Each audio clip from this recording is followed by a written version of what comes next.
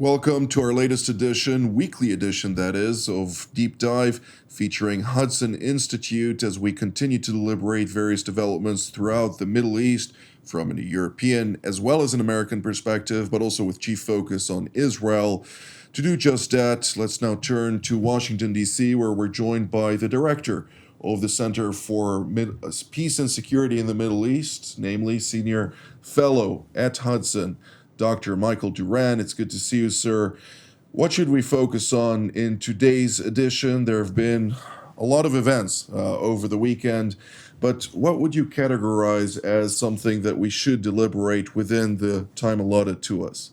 Well, great to be here, Jonathan. Thank you so much. I think we've got a number of really dramatic events over the weekend. We had on Saturday night, Benny Gantz, a minister in the War Cabinet in Israel, gave a dramatic press conference in which he issued an ultimatum, basically, to Prime Minister Netanyahu, saying that if the government doesn't put together a strategy in the next 3 weeks by June 8th, that meets 6 conditions, then he'll leave the government. And those 6 conditions included defeating Hamas, controlling Gaza from a security point of view, establishing an international force to look to conduct the civil affairs in Gaza, repopulating the north, returning the people who have been displaced, the Israelis who have been displaced from the northern border to their homes by September 1st, and a host of other issues, including reforming the draft law so that the ultra-Orthodox will be drafted into the military. It looked to me like such a tall order in such a short period of time that he's just preparing his exit and just setting the stage for it. But then this morning we learned that the International Criminal Court is issuing or could be issuing a warrant for the arrest of Prime Minister Netanyahu. So I wonder how is that going to affect the calculations of Benny Gantz. Of course, we also have the dramatic events in Iran. President Raisi and Foreign Minister Abdullahian were killed in a helicopter crash. And I'm wondering how if any way, that might affect developments in Iran and relations between Iran and the outside world. On top of all that, we also had Jake Sullivan, the National Security Advisor of the United States, in Israel for consultations with the Israelis. According to the Israeli press, continuing to put pressure on the Israelis not to expand the campaign in Rafah. And so hovering over all of these other issues is this question of U.S.-Israeli relations, the crisis, the continuing crisis in them. I think those are the main issues, Jonathan. Can you think of anything else? Well, I think we should also focus a little bit broader also in the Red Sea. The Houthis, namely Ansar Allah, the leader, announcing his intention to broaden attacks against freedom of maritime navigation, not only in the Red Sea, Bab el-Mandeb, the Gulf of Aden and other locations, but also in the Eastern Mediterranean, which will have obviously ongoing implications for not only Israel, but Europe, Egypt, other countries in the vicinity, and the global economy for that. I'm glad you mentioned that because, of course, there's also this very intriguing report about the United States was in negotiations with the Iranians about the situation. We don't know much about what the substance of those negotiations was, but that's very interesting in and of itself.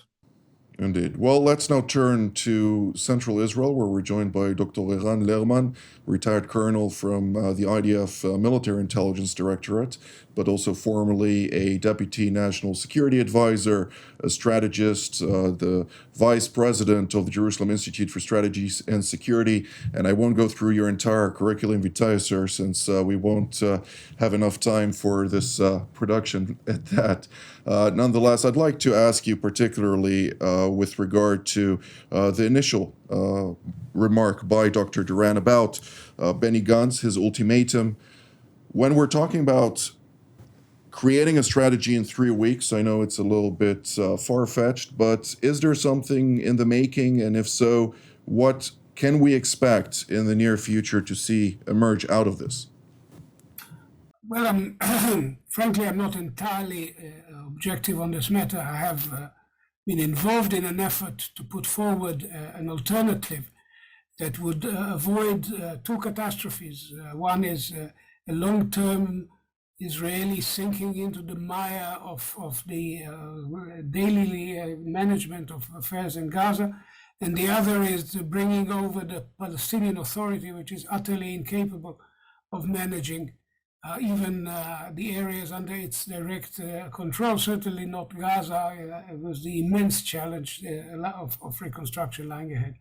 And the only possible prospect, I believe, is indeed an international presence, not a UN-mandated one, but a multinational presence mandated by a group of like-minded nations, an international group, or multinational group, the kind of model we've seen applied successfully in some places around the world under American leadership.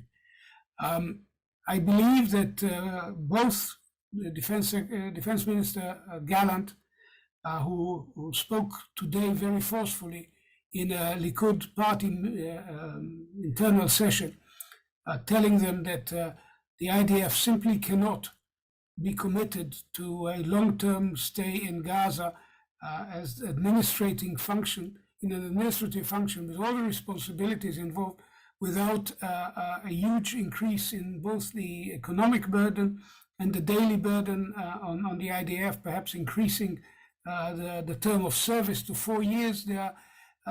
He is not the only one speaking in those terms in the coalition, within the coalition, and certainly in the opposition. And this is also what Minister Gantz is pushing for, an alternative to the concept that Israel should remain in fact, in sole control of Gaza in all respects. The other side of the coin is clearly that we need an arrangement under which the IDF, based on real-time intelligence, would be able to go after terrorist operations, terrorist preparations, terrorist infrastructure, in close coordination with whatever multinational authority governs Gaza for the transitional period. But all of this has become a political issue now, because for Netanyahu, the basic concept is to delay the decision until as far into the future as possible, in order to avoid both the complicated decisions involved and an internal political crisis that would tear apart his base. So I'm not sure this can be avoided for much longer, even the rift within the Likud itself, the obvious difference between Netanyahu and Gallant, let alone Gantz, is increasingly becoming less and less bridgeable. So the possibility of a political crisis is real, tragic as this may be in the midst of a shooting war. There is no difference, I believe, between Gantz, Gallant, Netanyahu, the majority of Israelis, that the Hamas presence in Gaza should be undone, should be extirpated. Any idea that is being pushed either from Washington or elsewhere that we should settle for a reality under which Hamas reconquers Gaza under the guise of some Palestinian reconciliation, or simply because we've left them to survive in Rafah and then left, any such idea would immediately make any future for the Palestinians and Israelis impossible. So I think there's broad agreement that we should pursue this war to its logical end, but the difference has to do with when and how we should start getting to work seriously on a viable alternative for the day after. I believe personally this should have been done 6 months ago, because all wars come to an end, and there needs to be a vision of what comes after. Dr. Duran, half a response from you? Thanks, Jonathan. I focus myself on the Americans here, and it seems obvious to me that that the Biden administration is trying to shut this war down completely, and they are quite willing, and some of their senior officials are even backgrounding the press on this, to accept a rump Hamas presence in Gaza. So I can't see how this leads. I understand what Iran is saying, and I agree with them that that is the most desirable outcome. But I can't see with an American policy that's really trying to keep Hamas or is willing to settle for Hamas remaining in place, that you're ever going to get any Arab, European, or international element that is going to want to take any responsibility in Gaza, because they'll be targeted by Hamas. So I don't know how you square the circle. I wouldn't want to be Prime Minister Netanyahu right now and try to figure out how to pull all this together. Indeed. I think it's important to note that according to a press release this morning by the IDF spokesperson's unit, roughly 250,000 Palestinians from Rafah have already relocated to designated humanitarian zones, with only between 300 to 400,000 remaining at this moment in time in areas where there is no fighting. So it seems like the IDF's plan to relocate those Palestinian non-combatants, as they're defined, to places of refuge has been a lot more successful than has initially been raised as a catastrophe in the making and so on by European and American leaders. But I'd like now to turn to Munich, Germany, where we're joined by retired General Klaus Naumann, formerly the Chief of Defense of the Bundeswehr, namely the German Armed Forces, and Chairman of NATO's Military Committee. It's good to see you, General. I'd like to ask you particularly, it's genuinely a pleasure, as ever. I'd like to ask you about the announcement by the chief prosecutor of the International Criminal Court in The Hague with regard to specifically Prime Minister Benjamin Netanyahu and Israeli Defense Minister Yoav Gallant coming out and basically announcing his decision to produce arrest warrants pre-trial for those two Israeli leaders over allegations of various crimes, war crimes, crimes against humanity, as well as three separate arrest warrants, which he announced in the same breath for the three leaders of Hamas, namely the political leader, Ismail Haniyeh, the political leader or the leader in Gaza proper, Yahya Sinwar, and the commander or the leader of the Quds Force, the Izaldin al-Qassam brigades, which operate, of course, as the military arm of Hamas. What signal does it send to Western militaries at a time when Israel is fighting a war for its defense following the atrocities committed by terrorist organizations on October 7th, other than the fact that Germany, the UK, the United States, and others have already come out stating that the ICC does not have jurisdiction in this case for, quote, according to the Rome Statute, Article 4, subsection 2, the court may exercise its functions and powers as provided in the statute on the territory of any party state and by special agreement on the territory of any other state, since Israel is not a signatory of the Rome Statute. What can you tell us about that?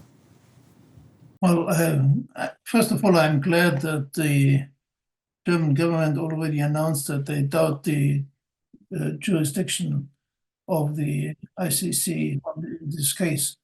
From my perspective, there's a big difference between Hamas and Israel. Israel is fighting a war after it was attacked in the most brutal way, in an absolutely illegal and irresponsible way. And to put the, if I may say so, the two responsible parties on equal footing is something which I do not understand. The right of self-defense, I think, has to remain with Israel. Whether you are happy with the way in which the IDF conducts the operation or not, that's a different issue. but this doesn't give anyone the right to say the IDF and the political leaders of Israel have the same responsibility as the criminals who started a terrorist attack on 7 October.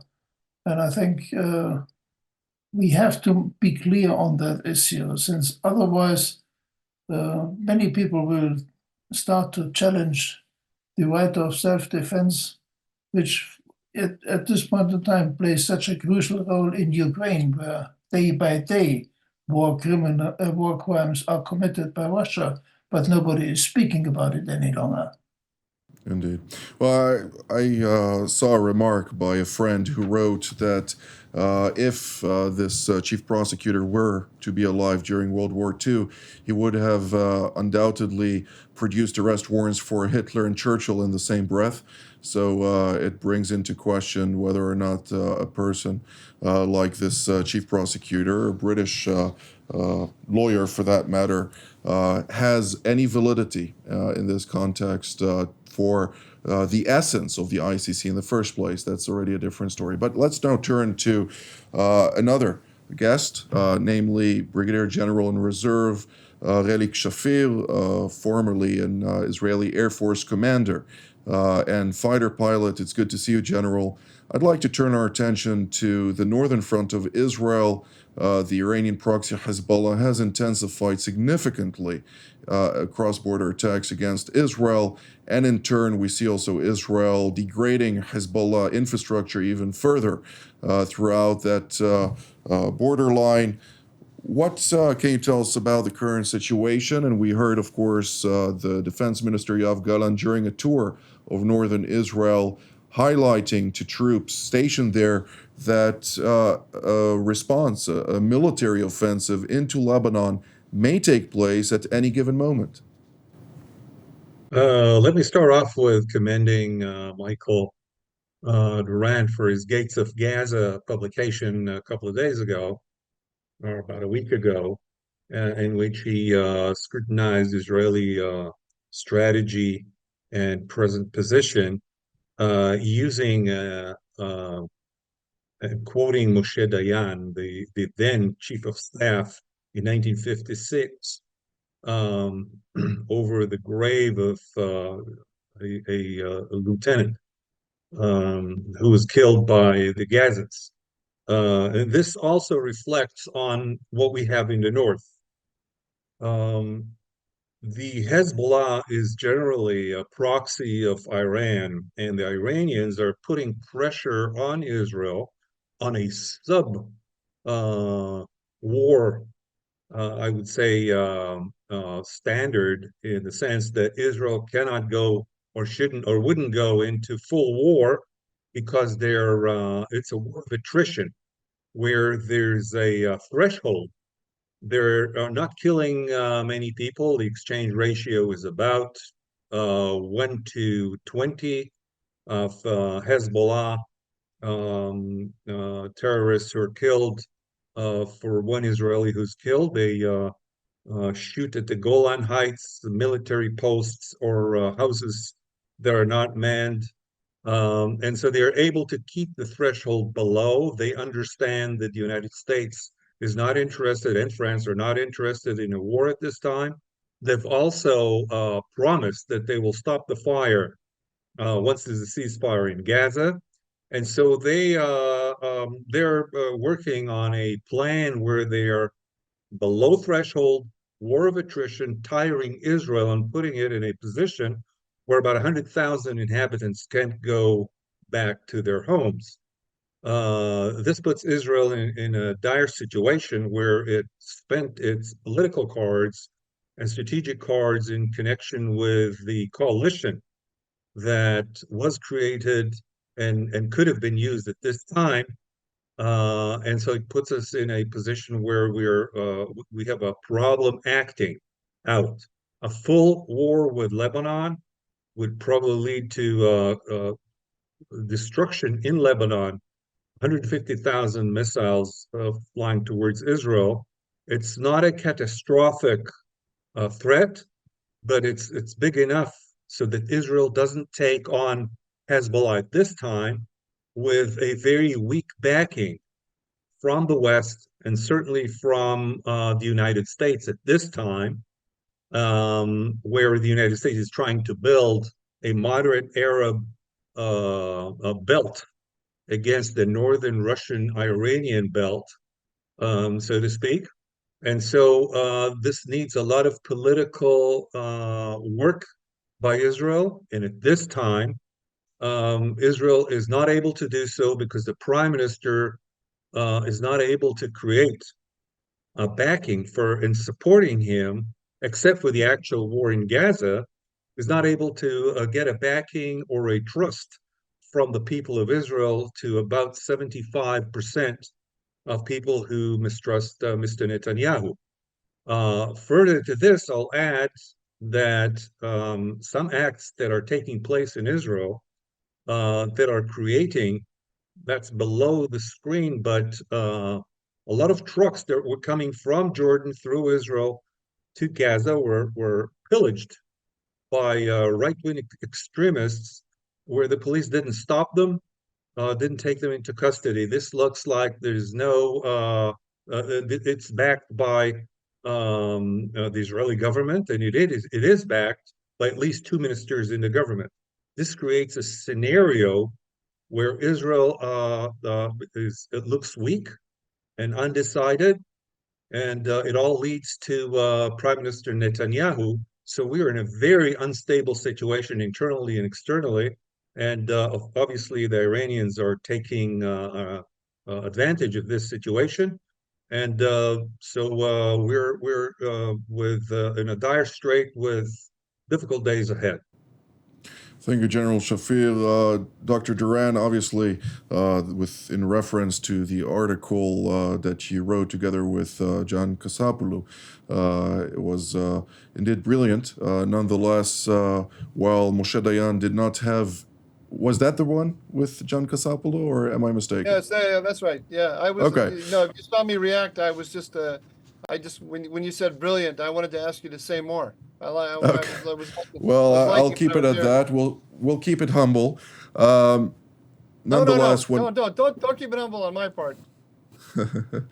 well, talking about the emotions that you cited of Moshe Dayan in that article, where he didn't really portray a lot of emotions, as was his character. Nonetheless, it is hard to keep out the emotions when 61,000 Israelis are currently internally displaced at the behest of the government since October 7th from 5 kilometers buffer zone along the border of Lebanon, and another 40,000 that have left their homes along the border. Roughly 102,000 Israelis are currently internally displaced within Israel, which is quite significant. Unfortunately, we're drawing near to the end of the update today, and there are too many topics that we still need to touch on. And therefore, I'd like to ask each of you, in 2 sentences at best, what should we take from this weekend, and what should we focus on for this upcoming week? Dr. Duran, we'll start with you. As always, I'm focused on the American side of things. And the thing that's most troubling to me about this horrible situation that the general just described is the lack of American backing for what's going on. And I'm very concerned about the American desire to appease Iran and just to shut down the war so that they can have the Biden administration can have a quiet life in the election to come. I don't think people have understood fully the pressure that this is putting on the Israelis. General Naumann? Well, from my perspective, the most important thing is that Israel remains politically and militarily as united as possible to see this through.